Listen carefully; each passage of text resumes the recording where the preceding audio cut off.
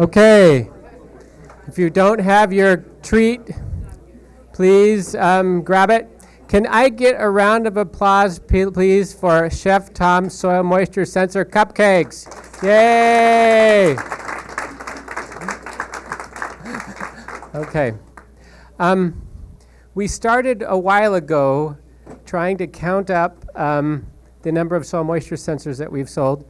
And full marks to Simon Nelson, who works with me in new market development, for chasing down and diving into the data to actually track the soil moisture sensors. We have it on good authority that the 750th soil moisture sensor was shipped, 750,000th, thank you, was actually shipped to Meter Munich and was delivered to a university in Germany. We couldn't track its trail much past that, but we were able to follow it up that far. And so thank you all for joining us today. What sensor was it? It was Simon knows, and I don't remember. I think it was, I believe it was a Teros 12, but it was a Teros level sensor. So we've been tracking this for a while, and we kind of were hoping for a time to get together and celebrate a little bit in the slower times of January, February, and March, and so this aligned nicely. I'm going to turn the time over to Galen and then to Colin, and then we have had requests to ring the bell. So historically, when we've had large sales months, we've rung this cowbell, and I had to make a last-ditch effort at home, 20 minutes ago to pick this up because people wanted us to ring it to celebrate. And so without any ado, we'll have Galen talk about kind of the history of the concept of water, of our measurement, and then Colin's going to talk about kind of incremental improvement over time. You can look at any of the placards or anything. If you've come in, don't feel funny about coming over here and getting some of Chef Tom's Soil Moisture Sensor Cupcakes. And welcome.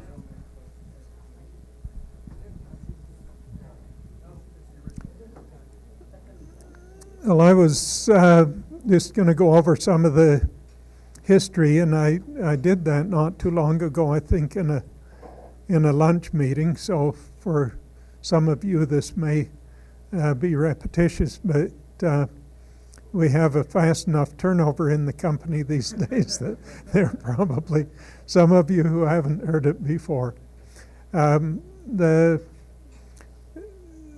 did a sabbatical leave. I was at the university until a little over 20 years ago, and did a sabbatical leave in Logan, Utah, working at the university there and at Campbell Scientific. And one of the projects that was in 1993-94, one of the projects I worked on at Campbell Scientific was a soil moisture sensor, a dielectric soil moisture sensor, and we were pretty successful with that. And the sensor we came up with was what they called their water content reflectometer, and I think that's been a pretty popular sensor for them. I came to Decagon in 1998, right? Left the university, and not too long after got here, one of my cousins, whose father did irrigation management or irrigation consulting, he had done a project in business school looking into the opportunities in irrigation management and sensors for that. And he came, visited us at Decagon, and said, here's this business plan that I've worked out. These are the things that we need to get started on that. One of the things we need is a good low-cost soil moisture sensor. Another is a data logger that'll transmit those data out. And he said, I'd like you to get busy making that sensor for us, and the logger. And I said, well, that's not the business that we're in at Decagon. I don't think we want to proceed with that. And he said, well, that's not the answer I wanted.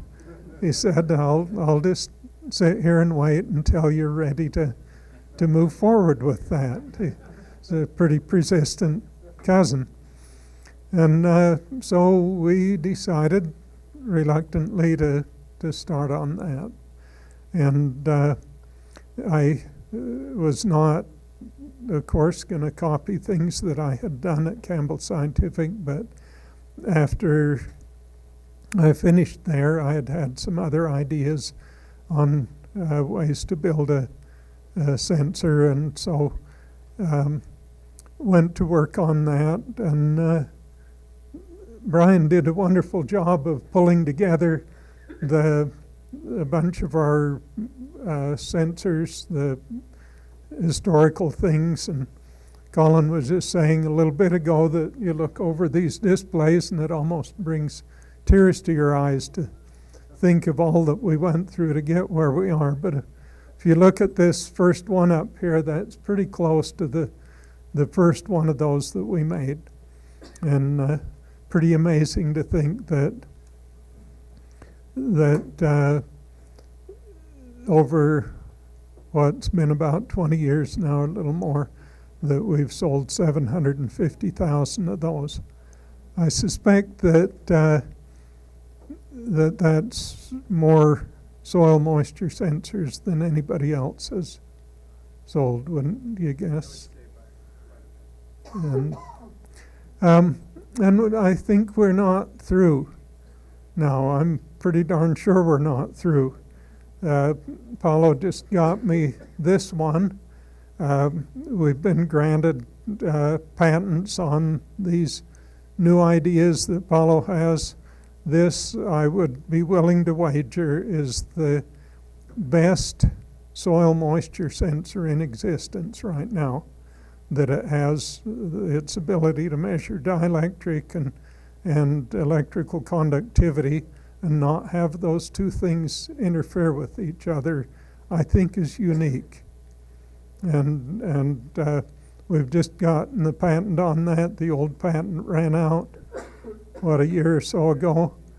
And so I think we're well fixed to move forward with those ideas.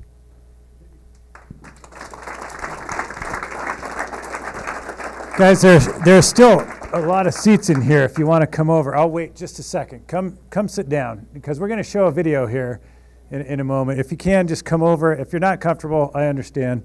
But come on over if you want. There's plenty of seats in here.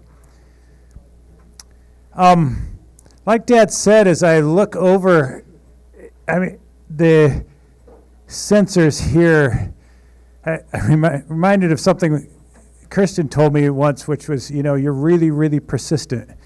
And when I look at this, when I got to Meter Group, this was the sensor that we had just barely built. It was made by a group called Conductive Technologies, and we thought this was going to be the most amazing water content sensor, even though it's a little brittle now. Back in the day, we thought we'd put this in the soil, it'd conform to the curves in the soil and be just perfect. You couldn't actually put it in the soil. And if you did actually put it in the soil, as I did at Northwest, Agro Northwest, the kind of shrink and swell of the soil actually tore the capacitors off the board and they stopped working. And so we actually had a whole bunch of these blue ones. Aren't those pretty? Those were all made up and ready to go, and they all failed in the field. Then we tried this one, trying to marry a circuit board. We were like, why don't we make this stiff so we can push it in? That's great. And we overmolded the plastic here. Now there's some disagreement at the front between me, Dad, and Brian, whether or not it was this one. I think it was this one. It was the first sensor we sold. And we started shipping them. And a few of you who's here that remembers shipping this sensor? Raise your hand. Okay, we got just a few. My stomach is churning right now, and I think you guys all who were here know what I mean. We actually high pressure injected this one, and it blew all the components off the board, but we didn't know I mean, blowing off the board, actually, we didn't know if they'd fail or not. We got them out the field, and like 50% failed. It's just so, I'm shaking over that. It was so stressful. We finally got to a stable one of those and one of those, and wouldn't it have been great if we stopped pressing our luck? And we didn't. In fact, we've never stopped pressing our luck, as Dad just pointed out. We went on, somebody wanted to put it in a potted plant, so we made it the Echo 10. These actually technically weren't Echo 20s, they were just Echo probes, because there was nothing else. They were 20 centimeters long, and that's what we named them. All the other sensors, we actually made this. I went over into the greenhouse industry, and they said, you know what we've got to use in our, that dumb ruler-looking thing won't work for us in our substrate. We've got to use something that has needles, so we made this. And Doug, right off the bat, remembers this very well, that all that beautiful gold that we stuck in the field after a while eroded away, and then our customers called us and said, hey, what happened to the gold on here? We're very disappointed. So this, thank you. This was electrical conductivity. Yeah, so that's what we had put in there. And Dad just said, it was my mistake that the whole thing, that this all eroded. Eventually we made the 5TE that had the screws on it to measure electrical conductivity. That fixed the problem. But Dad pointed out that he actually made a mistake, and it was a problem in circuitry that allowed electrons to just drain out the ground side and eventually would erode the gold. And I was thinking about that, and I'm really glad that Dad's made a lot of those mistakes. It's been incredible. He talked about emotion, and I mean, it's just been, for the last 20 years, we've been able to work on this project, and we made so many mistakes. I mean, so many, and we don't have enough time to talk about them all. But the cool thing is that the sensors we have released recently, the Taro sensors, were the best things that we could come up with. And we never stopped doing that. And now suddenly we're taking our next step. And so, as we look back over there, I guarantee you when we were here sitting there at that blue sensor, I didn't think we'd sell 750,000. Everybody who talked to Doug and me and Brian would always say, those soil moisture sensors are going to be huge. Huge. Everybody said that to us, and I think we all laughed at that. I think we could all agree now it's pretty huge. We've gone huge, but not in the way they thought. And so what I wanted to do to kind of, before I ring the bell and celebrate this, and then we got a couple videos to watch, is just thank all of you. Because this has been a journey that we couldn't come on without all of you. We started small with Dale saying you got to do this, and we said no. And even at most of the points on the journey, we've said no. And we never got very far saying no, like our trip to Mars. But we've got here, and now we can do some pretty amazing things with the stuff we've worked on. And you guys, all of us here together, are building that dream. And so when I ring the bell here for 750,000, it's the excitement we have. Let's go make it $1 million. I think we're going to get there in probably another 3 years, three to 4 years, which is shocking because people need what we're trying to make. So thank you all. And I'm going to ring the bell, and then we'll play a video.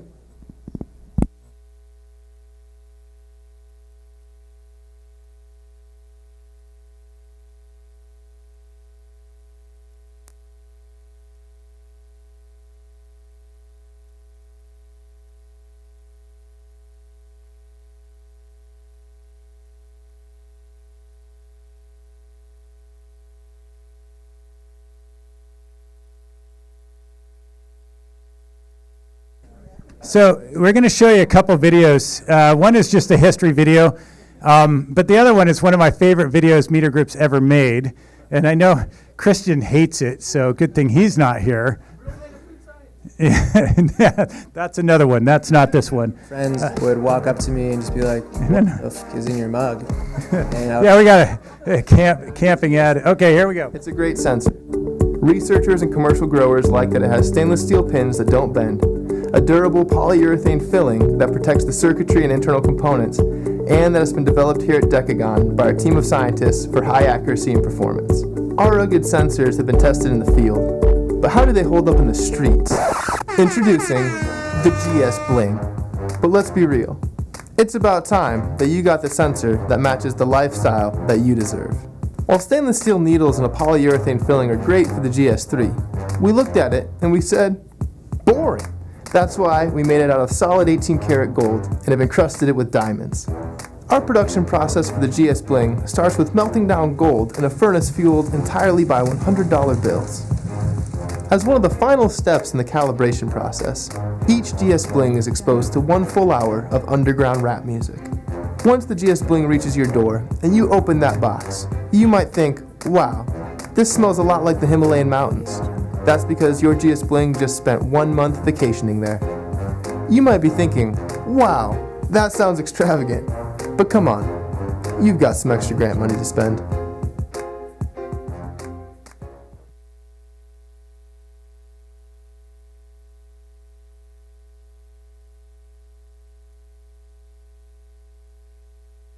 Yeah, that's